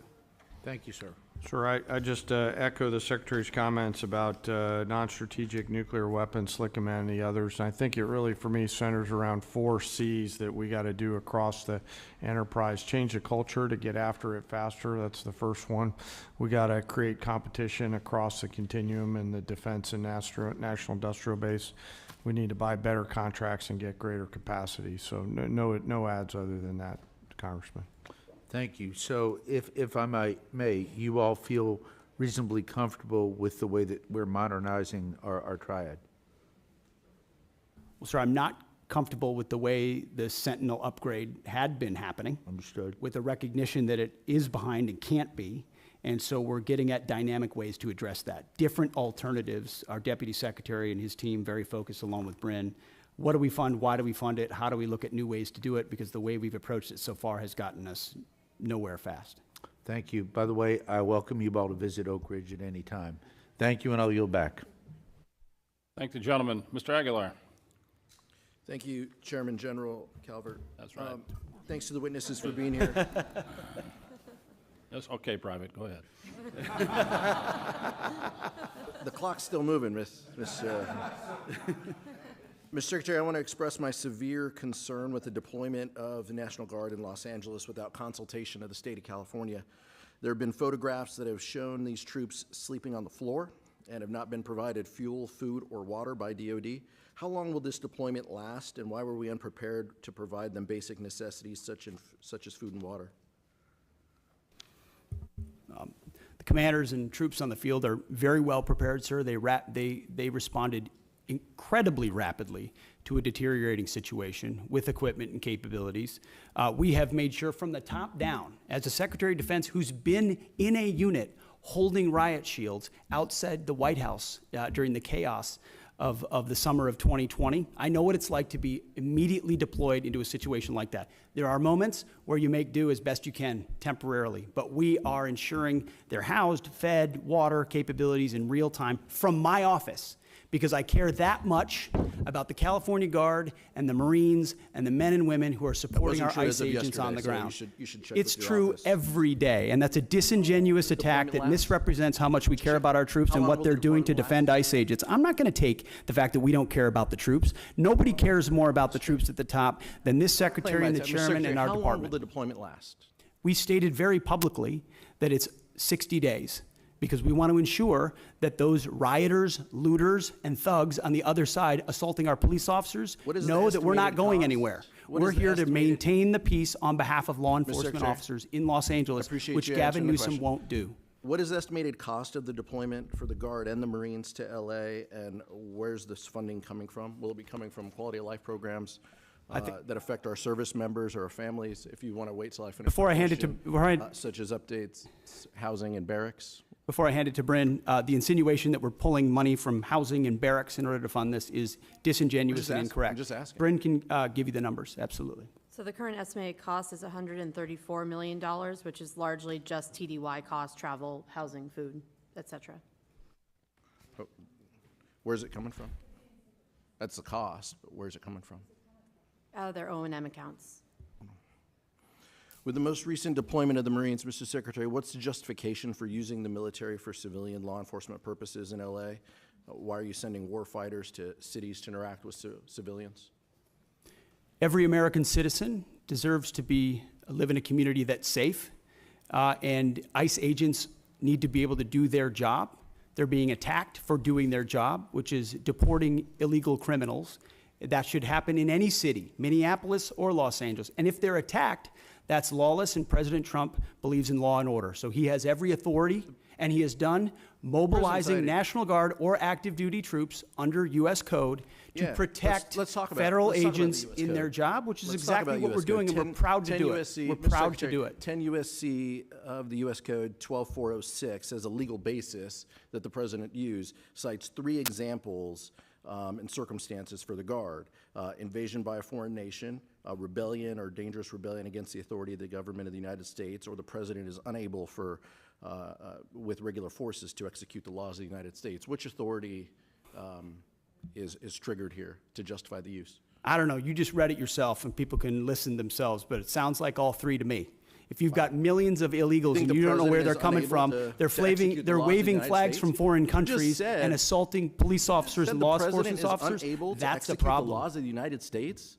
No, the governor of California is unable to execute the laws of the United States. The president, you said all 3 governor apply. of the California has failed to protect his people, along with the mayor of Los Angeles, and so President Trump has said he will protect our agents, and our Guard and Marines are proud to do it. The law also says, Mr. Secretary, that the orders for these purposes shall be issued through governors of the states. You and I both know that President Trump has all the authorities necessary, and thankfully he's willing to do it on behalf of the citizens of Los Angeles, on behalf of our ICE agents, and behalf of our country. We've also pulled $1 billion for the border as well, so this just goes into the same fund, 134. What did Congressman, what's the 134 million? I was asking Ms. McDonald. Okay. 134 million goes on top of the billion that's been pulled for the So border. the funding that was pulled for this year was largely in FSRM, and in this budget, we're actually looking to plus that funding back up to backfill that for our troops and for their families. Thank you, Mr. Chairman. Thank the gentleman. Mr. Valadeo. Thank you, Chairman. Thank you, Secretary. Thank you, General. Thank you, Ms. McDonald, for being here. I know a lot of things have been asked already, and since I'm the bottom of the totem pole on seniority here, all my questions get asked first, so I'll hit one that's a little closer to home for me. Secretary Hegseth, thank you for addressing the challenges military families have faced under the Global Households Good Contract. I've heard directly from my constituents about these issues, so I appreciate your I've heard directly from my constituents, so I appreciate your directive to review the contract and raise rates during peak PCS season. Can you commit to continuing to work with us to monitor the impact and make further improvements as needed? Sir, I appreciate the question. We heard as well the worsening PCS, change of station process that military members are facing. That the new attempt to reform it had failed, and we got that word quickly. And when we did that, we didn't try to excuse it away or cover it up. We immediately confronted the process. We fired the person in charge, and we said, we're going to, in this peak season, plus up the amount we reimburse so that families are reimbursed properly. And we use both systems, the legacy system and the new system, to ensure their needs are actually met. At the end of that process, we will then do a thorough reform of how it actually happens. It hasn't worked for far too long. Everybody knows it. It's about time we take a look at the process. I mean, think about the things we can deliver in real time to people in far-flung places across the country and across the world. And you can't reliably move an E4 from California to New York and ensure that the goods get there within a week. That's a failure of the United States military, and we're going to fix it. I appreciate that. Next question, Secretary Hegseth. With rising tensions involving Russia and China, what steps is the department taking to ensure our defense industrial base can meet surge of demands across multiple theaters? Are we seeing adequate investments in munition stockpiles, logistics, and supply chain resilience, in particular when it comes to critical inputs like rare earths and other essential minerals? I would just echo exactly what you said. It's because of the urgency of the moment, the reality of the threats we face, the threats that are joining forces in sort of an anti-American, anti-Western bloc, are developing capabilities that they're fielding and trying in other theaters to refine them. The munitions that we have, where we use them, how we procure them, and what we use them for, the supply chain that goes into the materials on those munitions. Unfortunately, we inherited a department that didn't pay enough attention to that seemed to think sourcing from adversaries was going to be okay in a time of contingency or crisis. We are changing that. Or content to make the same munitions we've had in the past because, well, they were made in somebody's district or they were made in somebody's state, and that's the way we always do it. We're not doing that anymore. We're making the tough calls based on the threats we face, matching it to the capabilities, and I'm happy to sit in front of every and any committee and explain why we're doing it, because it's about time. It's about time we challenge that, and that doesn't mean we don't want input. We do want input. We know why people are invested in certain programs and certain systems, but it's our job to make the tough calls, and President Trump has asked us to do that. I'm willing to make the tough calls, whether it's on personnel, systems, platforms, modernization, and partner with folks like General Caine and the Joint Staff who've been with us in every step of the way. I appreciate that. So we got a little more time. So Secretary Hegseth, as the department looks to stay ahead of near-peer threats, will the defense budget continue to invest in hypersonic weapons and defense systems, including unmanned, high Mach, and next-gen aviation technologies? The answer is yes. In a way, unfortunately, the previous administration did not. So if you're looking at long-range fires, autonomous systems, hypersonics are part of warfare of the long-range drones, a part of the warfare of the future. That means we're investing in them to be better than our adversaries. Not accept the fact that we have matching capabilities, but what more can we do to enhance those so we're ahead of the curve?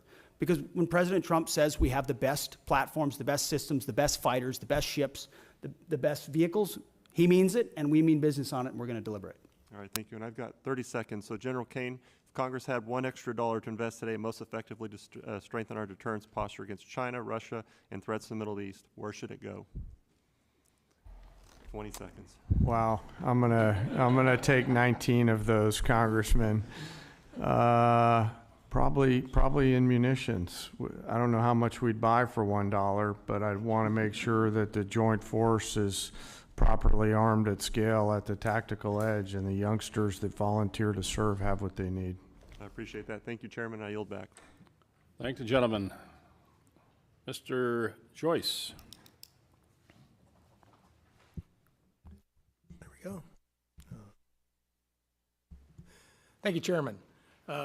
Secretary, everybody, I appreciate we had to go out to other, you wouldn't believe this, but there are other hearings taking place. So I went over to bug Secretary Turner and now came back, so it's your turn. Secretary Hegseth, your April 30th memo on Army transportation and acquisition reform directs the Army to expand prepositioned stocks of equipment to the Indo-Pacific. I expect we would need to enhance our industrial base capacity to support this effort. Can you discuss the importance of increasing prepositioned stocks in the Indo-Pacific and how this affects the Army's resources for FY26? It's a great question because it marries up two things that need to be linked and synced and often aren't, right? The capabilities that we have in the priority theater and where we preposition those capabilities. So my job exists on multiple axes of that. One is working with allies and partners to make sure we have places to preposition them, many of which we can't talk about here today, but in the event of a contingency, we can't be relying on a supply chain that reaches all the way back to the States or even to Hawaii or even to Guam.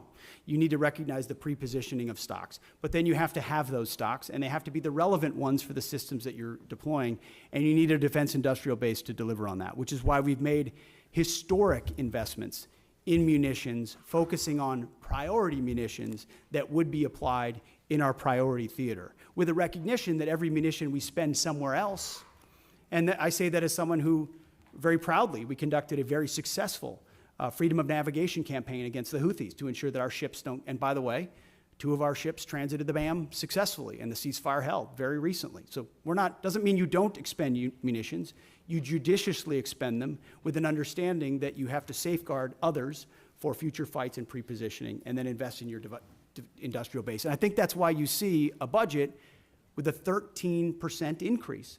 13% increase in a defense budget is significant and allows us to both invest in the president's priorities and fast-track munitions that we're going to need.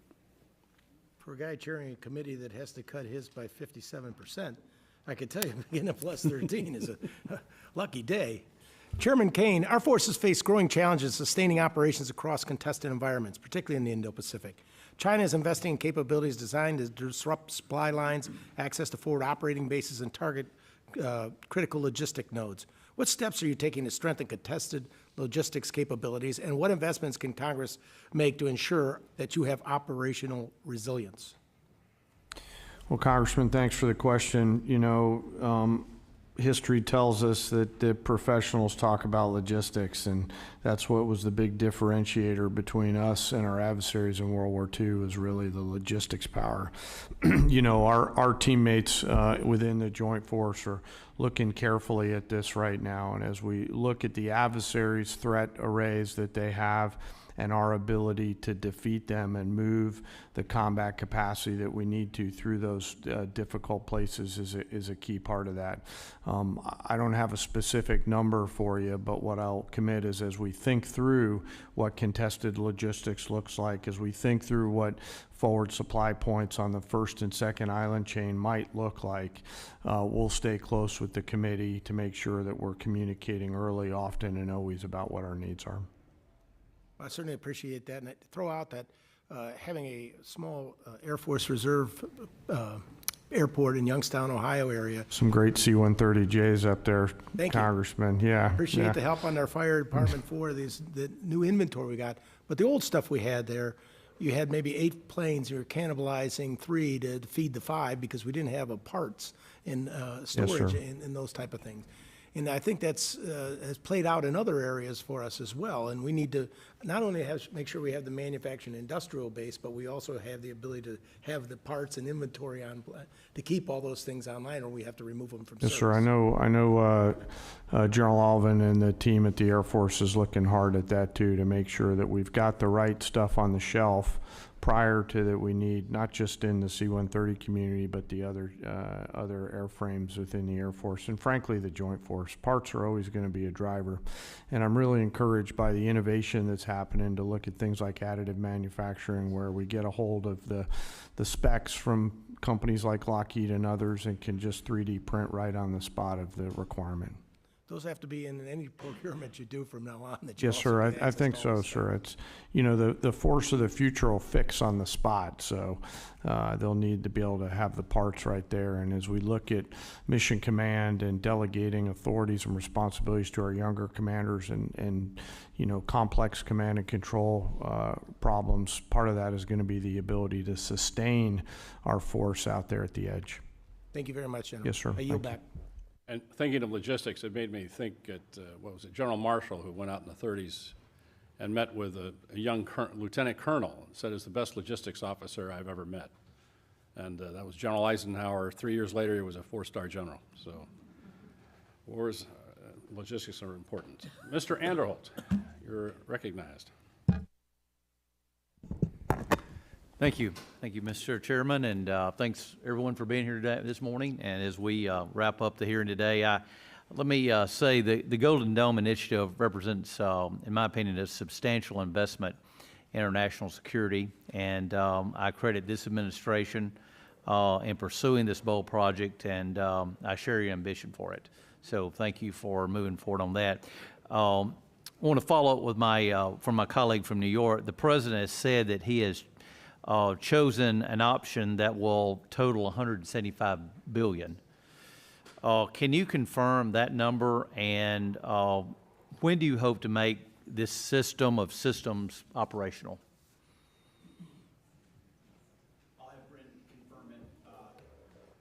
I'll have Bryn confirm it, but our belief is that 175 is the totality, that this is the initial investment, but that a lot of the investment will eventually be in systems, some of which are already in production. We'll need to ramp up the production of them because the president has charged us with having this mission capable by the end of his term. So this is not something that's futuristic. This is not something that will happen in some distant future based on some technology we don't yet have or can't field. Our approach to Golden Dome will be making sure we can procure existing layers that can talk to each other with new layers on top, because this is a layered system, as was mentioned, to include drones as well in partnership with the services. So can you confirm that, Bryn? Yes, sir. Nothing to add. That's all accurate. And we're still planning towards what the final number is, but the $24.8 billion we're requesting this year is that down payment on the near-term capabilities that we're looking at as part of the architecture. Okay, thank you. Let me switch over, and I'd like to get your thoughts on AUKUS partnership, not merely as a cornerstone for our Indo-Pacific defense strategy, but also as an opportunity for our defense industrial base.